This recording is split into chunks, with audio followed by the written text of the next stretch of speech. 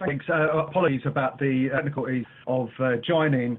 I'm just going to give a quick message from me, but hopefully in the next few weeks it will be an official message from my union, the PCS union. I'm joining here on a personal capacity, but I do know a motion will be passed, or hopefully passed, at our National Executive Committee meeting in 2 weeks' time, which obviously will give solidarity to this campaign, but obviously solidarity to the workers and activists in Hong Kong. I'm fairly confident that motion will pass. If it does, then hopefully I'll be re-invited and I can talk in a personal capacity on behalf of the nearly 180,000 members of my union. But nevertheless, it's fantastic to be invited here. And therefore, I'm now going to move over to Sunny. And if Sunny can come on and obviously tell us again what the events are in Hong Kong. Sunny, please. Hi there.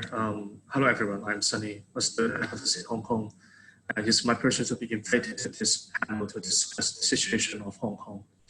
And then, firstly, as actually many things have been discussed by Carol, and then I'll try to supplement how the police brutality is impacting movement in Hong Kong and how the role can help Hong Kongers on that issue.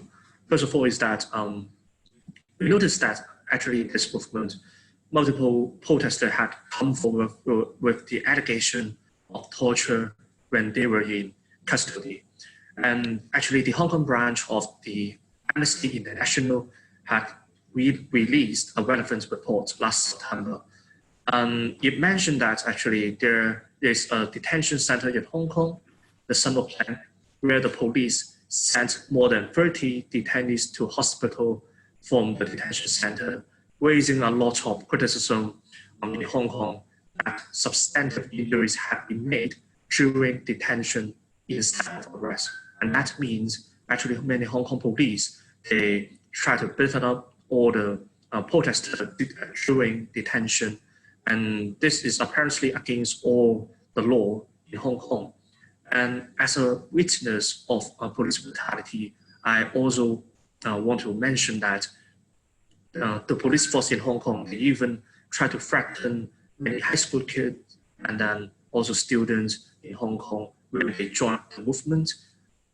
Like last month, there was a 30-year-old citizen journalist, and then when the police officers tried to threaten him and tried to arrest him and warn him that if he dared to come out to protest, the police force will certainly try to arrest his parents, because they think that this is not okay for the kid to come out to the streets, and this is also obviously violating international human rights standard and the code of practice of the police force in Hong Kong.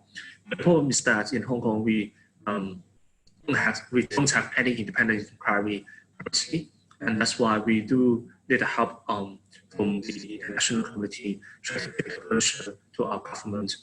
And also another thing that is worth mentioning is many students, especially university students in Hong Kong, they're trying to echo with the potential action that's led by the trade unions in Hong Kong, which is initiating class boycott. Actually, last September, many universities and many secondary schools in Hong Kong, they try to have a campaign that echo with the boycott led by the trade unions. And then many students also joined the boycott. And we will try everything we can, try to echo and try to supplement the movement, especially the boycott by the trade union.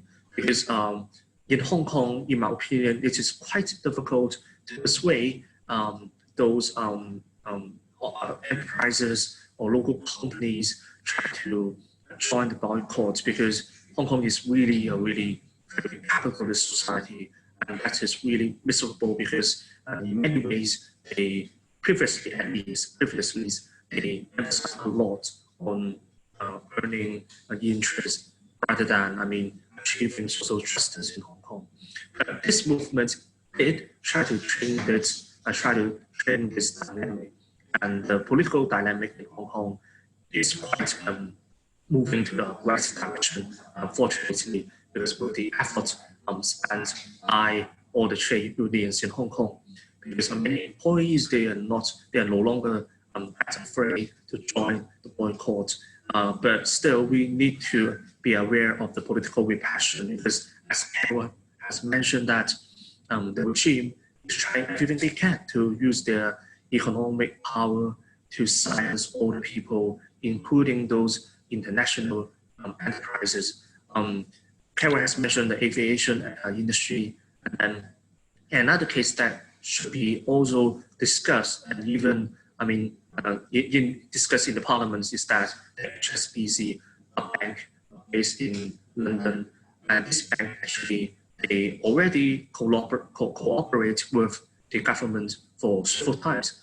Last year, actually, there is a foundation that set up by protesters, and that foundation is aiming to help protesters by providing legal assistance and trying to provide legal subsidy.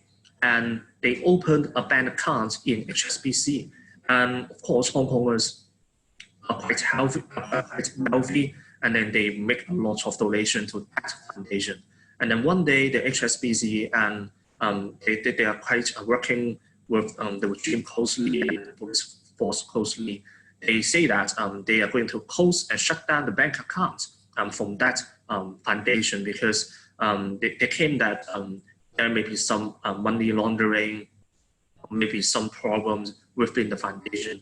But for us, this is apparently another case, crystal clear case, that the regime is trying everything they can to urge the bank, to urge other enterprises to afford working and helping protesters by any means. And this should be noticed by the UK government. When HSBC, they have their base in London, and they should really try to endorse, and they should be one of the people that embrace the local values, and they should never try to echo with an authoritarian regime in China.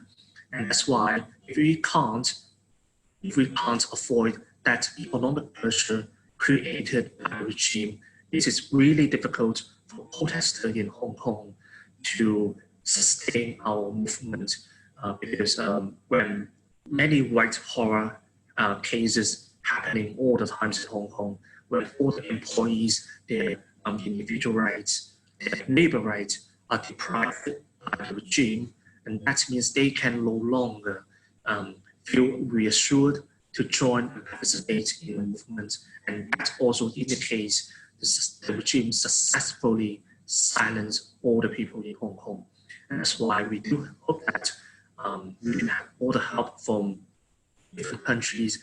And we also hope that trade union in the UK can also urge other brothers sisters across the globe to join this fight. Because when I was doing some international lobbying in other countries, there was a case that actually there was a member of a parliament, not in the UK, but in another country.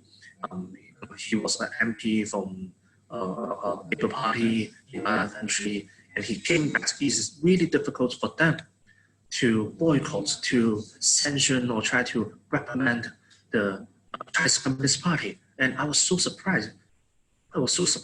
And he told me that it's because their party, their country, are so attached to the economic interests of China.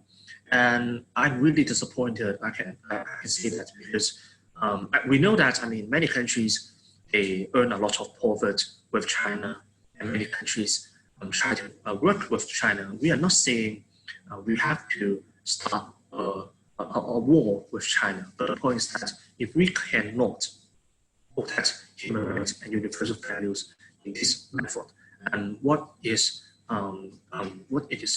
profit, and why should we try to make why should we sacrifice all the universal values and human rights when we do business? And this is not okay. I mean, when they're sacrificing their intrinsic values, they are allowing and they are tolerating an authoritarian regime to continuously repress Hong Kong movement and the local activism, especially under the opposing national security law.